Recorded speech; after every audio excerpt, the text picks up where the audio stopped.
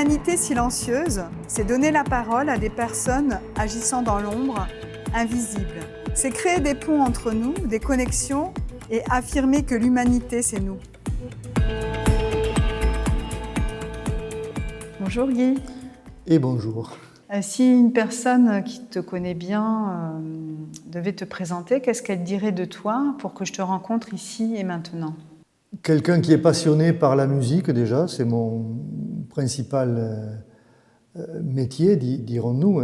Je me suis toujours fixé sur la musique et en même temps j'ai fait un grand parcours d'ethnomusicologie. C'est-à-dire je me suis intéressé au départ à la pratique des instruments classiques. Je joue du saxophone, de la flûte, avec un cursus de conservatoire comme tous les musiciens qui apprennent dans les conservatoires. Et après, j'ai dérivé sur le jazz, j'ai dérivé sur les musiques improvisées. J'ai découvert beaucoup de styles musicaux. J'ai petit à petit découvert ma propre culture traditionnelle, qui est la culture occitane en fait. Puisque je suis d'origine occitane, je suis de la région de Montauban, Toulouse, et donc dans ma famille, on parlait occitan, et il y avait une culture par rapport aux musiques traditionnelles, plus ou moins. Et donc, quand je suis arrivé à Toulouse, je me suis intéressé à ça, et je me suis intéressé aux instruments traditionnels occitans, et j'ai travaillé au Conservatoire occitan pendant des années, où là, j'ai fait beaucoup de recherches sur les instruments, sur les musiques. J'ai rencontré beaucoup de styles musicaux très différents. J'ai élargi la tradition occitane aux traditions musicales méditerranéennes. C'est quand je suis arrivé à Perpignan, en 1987, à l'invitation de Daniel Tosi, 1989, pardon, pour créer un département sur les musiques du monde au Conservatoire, que là, j'ai rencontré une réalité qui m'avait échappé totalement jusque-là. C'est la réalité des gitans, des manouches qui sont très présents ici et qui ont une histoire forte ici, que je ne connaissais pas, parce que pour moi, les gitans, ils parlent espagnol et ils font du flamenco, quoi, en fait. Et ici, c'est pas tout à fait ça. Les gitans, ils parlent catalan, et pas n'importe quel catalan, un catalan roussillonné, ancien, c'est quelque chose de très particulier. Dès qu'on étudie cette question linguistique, c'est très intéressant. Et ils ne font pas du flamenco, même s'ils connaissent un peu le flamenco, leur principale musique, c'est la rumba. Et donc, pourquoi la rumba ? Donc, je me suis intéressé à tout ça, et comme j'avais déjà travaillé à Cuba sur les musiques des Caraïbes, je me suis rendu compte que la musique des gitans catalans était très liée, et la rumba en particulier, était très liée aux musiques des Caraïbes, de Cuba, Porto Rico, de l'Argentine aussi. Et donc j'ai cherché à comprendre cette histoire, et c'est comme ça que je suis arrivé à développer un projet très très particulier sur les musiques traditionnelles, catalanes, qui sont maintenant repris en compte avec tout un département qui fonctionne très très bien, avec Vidalou, Guissé, Isabelle Garcia, toutes ces personnes qui font un travail magnifique dans ce domaine-là. J'ai continué à travailler avec cette culture gitane parce qu'en fait, c'est une ressource infinie et en fait, peu de monde s'intéressait à cette question. Les gitans, on n'en parlait pas, ou quand on en parlait, c'était un problème, quoi.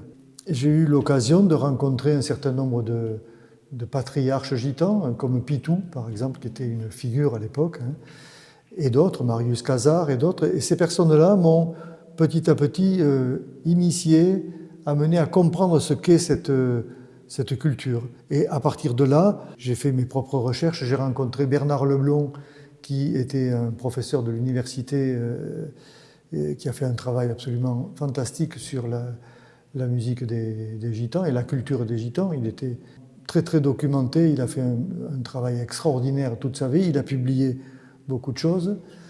On lui rend hommage d'ailleurs dans l'exposition que je suis en train de préparer en ce moment. Et d'autres comme Jean-Paul Escudero aussi, qui lui est beaucoup plus axé sur la langue aussi. Donc il y a comme ça un certain nombre de personnalités gitanes et paius, c'est-à-dire des non-gitans, mais qui étaient intéressés à cette culture, qui m'ont permis, Jean-Paul Salle aussi, qui a fait un travail sur l'histoire très très très intéressant.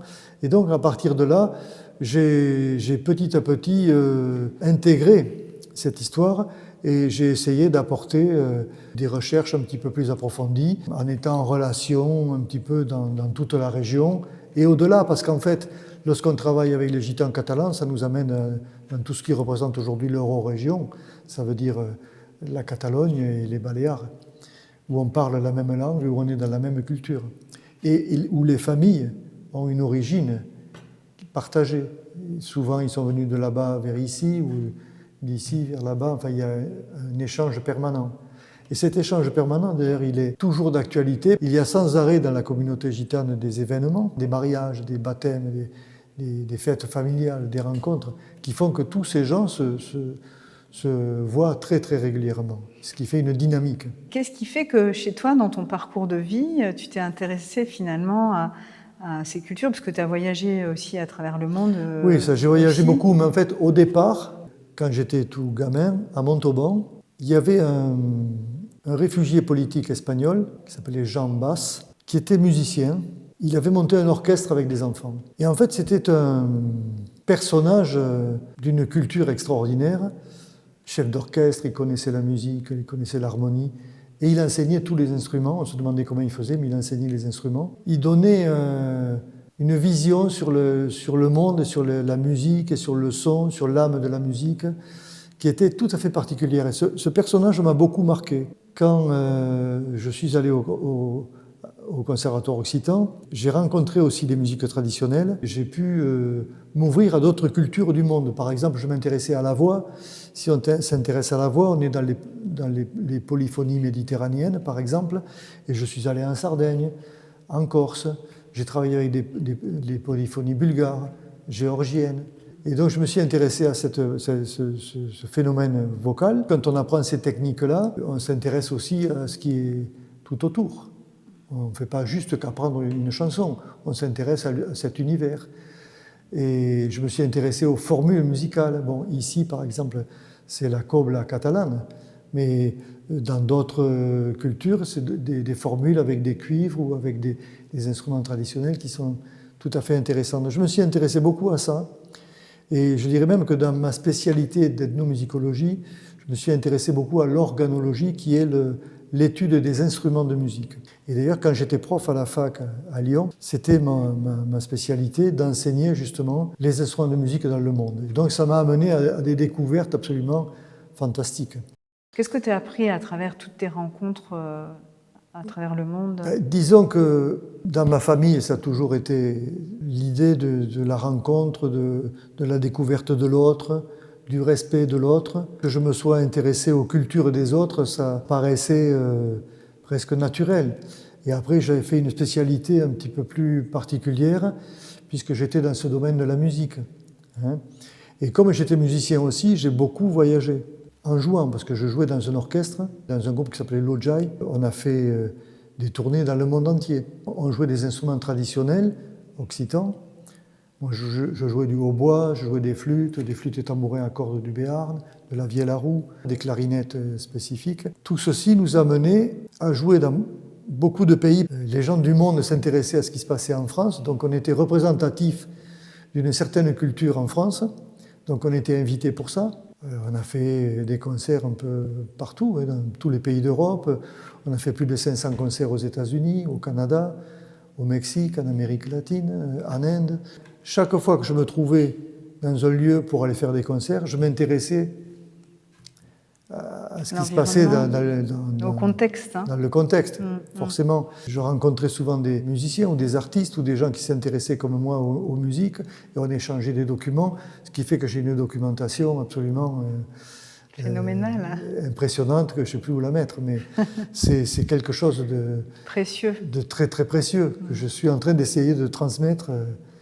Parce que je crois que c'est extrêmement important. C'est à la fois une vision à un moment donné de ce qui se passait sur le plan musical en Chine ou dans les Balkans ou en Hongrie. J'ai beaucoup travaillé en Hongrie, par exemple, et en Transylvanie. Et ça, c'était absolument fabuleux. Dans toutes ces musiques traditionnelles, il y a une espèce de sincérité, d'âme, qui est extrêmement intéressante. Lorsqu'on s'approche de ça, c'est une grande émotion en fait. Et c'est une émotion partagée qui permet de comprendre mieux l'autre. Dans des expériences plus modernes qui s'appuient sur ces racines traditionnelles, on a des jeunes qui sont dans ce respect, dans cette recherche de la transmission, de la force de la transmission. Ce n'est pas qu'une vision assez passéiste de l'histoire, mais c'est aussi ce qui se passe aujourd'hui. Les jeunes gitans qui jouent, et ils cherchent à faire des choses différentes de ce qu'ont fait leurs prédécesseurs. Des nouvelles paroles, des nouvelles formes musicales. Ils ont toujours une force qui les porte. Et c'est ça qui est très, très intéressant. C'est le socle finalement oui. qui est nécessaire à l'évolution ou au développement quelque part. Oui. Si on n'a pas ce socle-là, c'est complexe de vouloir aller chercher. Non, ou est-ce qu'on l'apprend au fil de l'eau? Disons qu'il y a d'autres démarches qui existent et elles sont tout à fait respectables aussi. Il y a des gens qui inventent à partir de rien d'autre, à partir d'inspirations qui sont très très différentes. La puissance des cultures du monde est une ressource extrêmement importante et inépuisable. On a toujours des nouvelles découvertes. J'étais récemment à Cuba et j'ai encore découvert des manières de chanter, de jouer, de danser qui sont très très très riches. Et elles s'appuient sur une force de cette culture. En tant qu'être humain, qu'est-ce que ça t'a pris pour toi, toutes ces rencontres? Parce qu'il y a la recherche, il y a la découverte finalement d'une ressource inépuisable en t'écoutant hyper créatif finalement. Pour moi, ce qui est important, c'est l'émotion partagée avec tous ces gens. C'est l'universalité, oui, ce voilà. qui nous rassemble finalement, voilà. C'est l'émotion. Par exemple, là, je suis en train de préparer cette exposition sur le thème gitan de l'Inde à la Méditerranée. C'est une grande histoire. On a quelques documents, on n'a pas tout. On a des textes qui permettent de faire par rapprochement, mais c'est passionnant. Parce que cette exposition-là, j'aurais jamais pu la construire tout seul. C'est quelque chose qui est le résultat des multiples rencontres que j'ai eues avec tous les gitans d'une part, qui chacun m'a apporté un petit bout de leur histoire, et d'autre part, toutes les personnes qui ont étudié scientifiquement ceci, et même tous ceux qui l'ont étudié en amateur, en aficionados. Chacun a un petit bout. Et ce qui est phénoménal, c'est que je pourrais dire qu'à chaque panneau, à chaque photo, il y a toute une grande histoire qui peut se raconter. C'est la construction. Ce qui t'intéresse, c'est vraiment le partage aussi. On parle de co-construction, de co-construire les choses. Seul on fait une part, mais ça ne fait pas le tout. C'est pour ça que je fais ce festival, tu vois, Rumbanama. L'idée, c'est qu'on a une exposition qui documente, qui questionne, qui donne des réponses et qui peut appeler à d'autres questionnements. Et autour de cette exposition, on a des moments d'atelier, de pratique. C'est-à-dire que les musiques qui sont décrites ici, on peut les pratiquer, on peut les écouter, on peut les commenter, on peut travailler autour. Ça, c'est le deuxième aspect. Et après, il y a les musiciens qui vont venir ici en résidence, gitans indiens du Rajasthan, et les chanteuses de Cuba, et tous nos musiciens gitans ici, de Barcelone et de Montpellier. On a des ressources et des rencontres à proposer qui sont tout à fait particulières. Le moment ultime, après, c'est les 3 concerts qui sont 3 thématiques particulières. Une avec les gitans de Perpignan, qui accueillent les gitans des autres régions et qui partagent avec eux du répertoire et des nouvelles créations. Donc ça sera le mardi 15 juillet. Le mercredi 16 juillet, on a les gitans du Rajasthan qui, eux, vont faire un concert qui va nous amener dans un univers totalement inattendu. Et la rencontre sera belle, je pense. Le jeudi 17, ça sera avec les chanteuses de Cuba qui, elles... Alors, c'est 4 chanteuses qui chantent a cappella, mais elles chantent de la rumba. Et une partie du répertoire qu'elles chantent a inspiré ce qui est devenu la rumba gitane catalane. D'accord. Donc, du coup, il y a du sens et des correspondances entre tout ça qu'on va découvrir par le le talent des gens qui seront là, par les discussions qu'on aura avec eux, parce que ça reste, comme tout est ouvert, gratuit, et entrée libre et à disposition, on peut échanger, se rencontrer, on peut poser des questions, on peut chanter avec. Ça, c'est l'esprit du festival Rumbanama que j'ai créé depuis plusieurs années maintenant. Donc tu es créateur de ce festival et tu es aussi créateur quand même d'un lieu emblématique.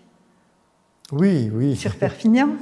Oui, oui, oui, c'est la Casa Musicale. Est-ce que tu peux raconter quand même la création? Parce que il y avait la question des logements sociaux, enfin, c'est ça, il y a toute une histoire autour de cette création-là. La Casa Musicale, c'est venu de l'initiative d'un ministre de l'époque, Douste Blazy, qui était ministre de la Culture, et il a voulu créer 29 projets pilotes en France, avec des personnalités qui allaient conduire un projet inhabituel. Et moi, on m'a appelé en me disant « Est-ce que vous pourriez faire quelque chose à Perpignan ?» Et un jour, en passant devant l'Arsenal, je vois le portail grand ouvert et 2 bus au milieu du parking. Ça appartient à l'armée. Je ne pouvais pas en savoir beaucoup plus, mais je me suis renseigné. J'ai dit au ministère « Écoutez, je crois qu'il y a un lieu qui pourrait être tout à fait adapté, mais il faut m'aider pour que ça puisse bouger. » Le ministère de la Culture s'est mis en relation avec le ministère des Armées pour que ce lieu puisse être rétrocédé pour un projet culturel. Ce que l'armée a accepté. Et donc la proposition a été faite à la mairie de Perpignan, et étant entendu que l'État accompagnerait la mise en place de ce lieu sur un certain nombre d'années. La direction des affaires culturelles à Montpellier nous a beaucoup soutenus. On a mis en place ce lieu de musique qui est devenu maintenant un lieu incontournable. De culture du monde. À l'époque où je l'ai créé, c'était une vision un petit peu différente. Aujourd'hui, pour moi, il fallait que ce soit le lieu d'expression de tous les possibles. À cette époque-là, lorsqu'on voulait pratiquer la musique, il fallait aller au conservatoire. Pour aller au conservatoire, il fallait avoir l'âge pour rentrer dans tel cours. Quelqu'un qui jouait de la guitare, flamenco ou manouche, ou quelqu'un qui chantait du rail ou n'importe quoi, enfin autre musique en fait, ou des cuivres qui jouaient autre chose que de la musique classique. Tout ça ne pouvait pas rentrer au conservatoire. Il fallait trouver un endroit où les gens pouvaient venir pratiquer et puis surtout créer des projets. Et je crois qu'on a su susciter l'envie auprès de beaucoup de jeunes d'exprimer leur projet musical, leur projet, et puis de le développer. Et c'est à la Casa Musicale que ça s'est passé. Donc un lieu comme ça n'existait pas. Il faut savoir à qui on s'adresse. Quand on rencontre quelqu'un, il a forcément des envies, des espoirs, des questionnements aussi. Et donc il faut pouvoir échanger là-dessus et lui dire « Ah bon, mais tu veux ça? C'est possible, c'est ici que tu peux le faire. » Il faut l'aider après à développer tout ça. Ces sujets me portent, en fait. C'est une découverte permanente. Là, je suis en train de préparer un autre lieu, un lieu que je vais appeler la Casa de la Rumba. Je pense que les Gitans méritent d'avoir un lieu qui leur est dédié. Parce que Casa, c'est comme la Casa Musicale, c'est un lieu, c'est la maison où on pratique la culture et la musique. Mais cette idée de la Casa de la Rumba, à mon avis, il ne faut pas qu'elle soit refermée que sur elle, qu'elle soit ouverte au monde aussi. Si les Gitans veulent être accueillis dans le monde entier pour leur culture, il faut qu'ils puissent accueillir chez eux le monde entier aussi. Voilà. Ouais, c'est le sens de ce que je fais avec Rumbanama aussi. C'est la réciprocité de la relation finalement qui fait qu'on s'enrichit mutuellement. Et voilà. C'est le rêve en fait qui t'anime. Oui. Puis j'ai la chance d'avoir une équipe autour de moi qui est adorable et qui est très efficace. Donc c'est de l'or. Il n'y a aucune barrière en fait. Les barrières, c'est nous qui les mettons. Mais en fait, moi, des barrières, j'en ai tous les jours, mais tous les jours, je les franchis. Si j'ai pris ces initiatives, elles n'étaient pas, c'est pas tombé tout cuit comme ça. Je me disais, tiens, ça serait bien de faire ça, et comment peut-on faire? Et c'est en rencontrant les gens, en essayant de les convaincre que c'était important. Comment j'ai fait ce premier festival Rumbanama? C'est qu'au départ, j'avais un endroit qui n'allait pas du tout. Et la mairie m'a proposé de faire ça à l'hôtel Pams. Incroyable. Donc à la fois, il faut convaincre des gens qui peuvent comprendre ce que tu fais et qui peuvent t'apporter de l'aide. Donc de l'hôtel Pams, on a fait 4 ans là-bas. Cette année, ils m'ont dit, mais peut-être on pourrait aller dans un endroit un peu plus spacieux. C'est pour ça qu'ils m'ont proposé le couvent des Minimes. Pour l'an prochain, je suis déjà en train de préparer quelque chose de très très intéressant qui s'appelle Rumba Intercontinental, où on va associer Cuba, le Congo, la rumba congolaise, la rumba cubaine et la rumba des Gitans. Quelle définition tu donnerais de la rumba? À Barcelone, il y avait un bateau qui partait toutes les semaines vers La Havane et Buenos Aires. Et les gens de toute l'Europe allaient prendre ce bateau pour faire ce trajet qui était le trajet des aventuriers. Les Gitans de Barcelone et de Mataró et de tous les villages autour, ils vendent des fringues, on le sait, ils le font toujours. Tous les invendus étaient rassemblés, ils faisaient des grands paquets, mais ils mettaient tout ça sur le bateau et ils partaient là-bas. Ils avaient des patentes de vendeurs, j'ai tout ça et j'ai documenté tout ça, c'est vachement passionnant en fait. Et ils voyageaient dans toute l'Amérique latine, au bout de 6 mois ils revenaient.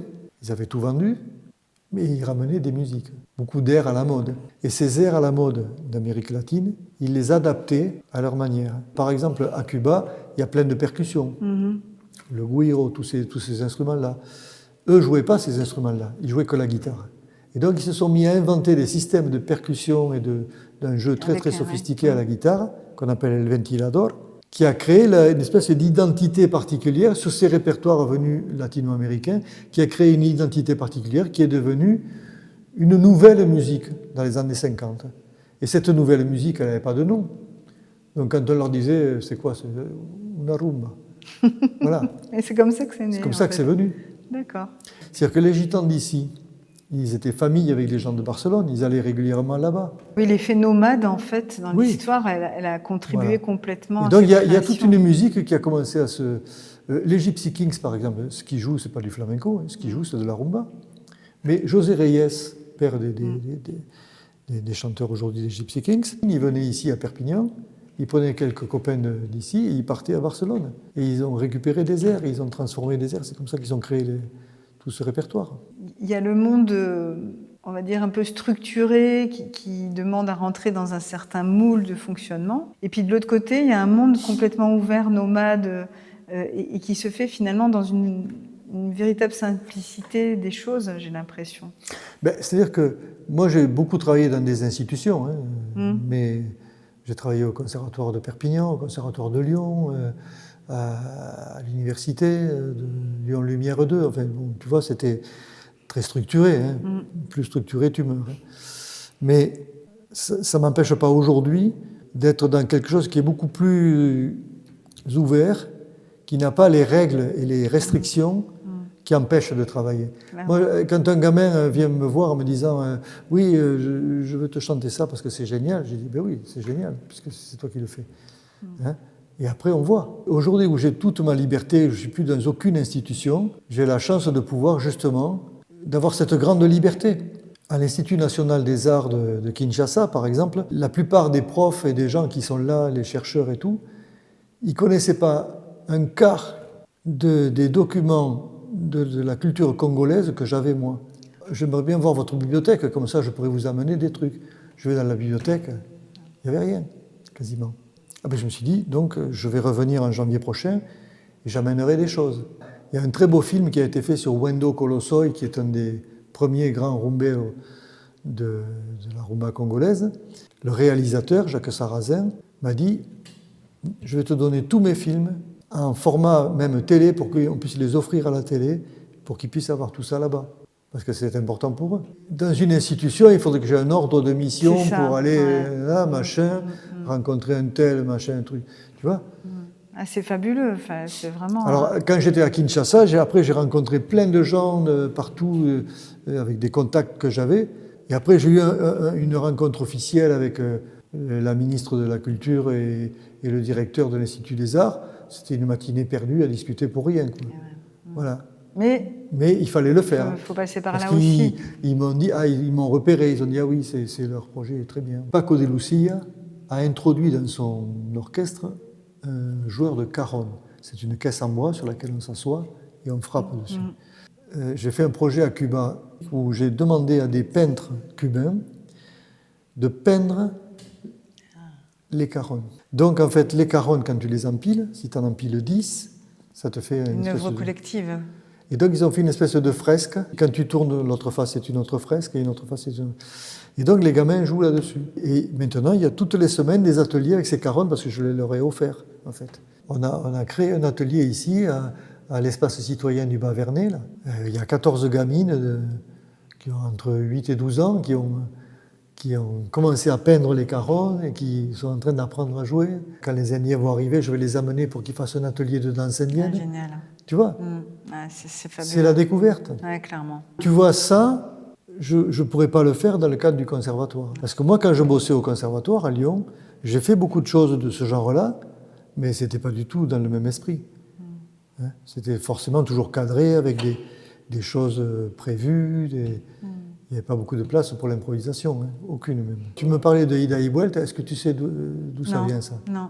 Parce que c'est moi qui ai créé Ida y Vuelta. D'accord. En fait. Et en fait, la Ida y la Vuelta, c'est un mouvement musical qui part de l'Europe vers l'Amérique latine et qui revient. D'accord. Tu prends par exemple le boléro, ça arrive à Cuba et Porto Rico et ça se transforme en un genre musical différent à 2 temps. Donc c'est plus à 3 temps, hein, c'est à 2 temps, c'est chaloupé.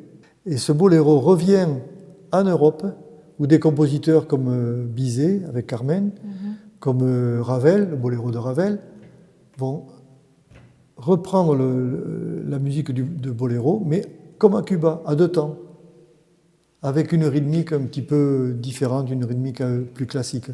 Tu vois? Et c'est ce mouvement qu'on appelle la Ida y la Vuelta. Ah, d'accord. Tu vois? Okay. Donc j'avais appelé ça Ida y Vuelta parce qu'au départ, mon idée, elle était plus là-dedans, dans l'aller-retour, le va-et-vient, l'aller-retour des cultures, mais là aujourd'hui, c'est tout à fait... Oui, c'est autre chose maintenant. Mais en tout cas, l'origine était intéressante parce qu'effectivement, voilà. Mais si tu veux, mon truc avait du sens au départ, quoi. Voilà. Voilà. Merci beaucoup.